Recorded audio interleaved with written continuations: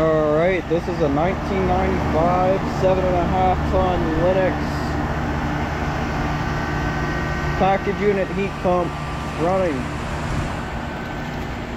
This thing is beat up and old.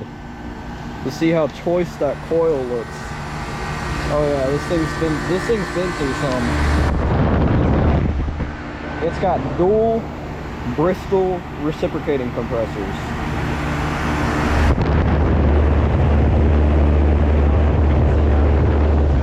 Dual Bristol reciprocating compressors.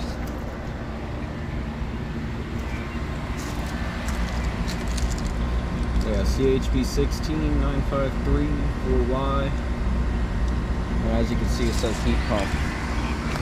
I haven't heard this thing defrost before, but yeah.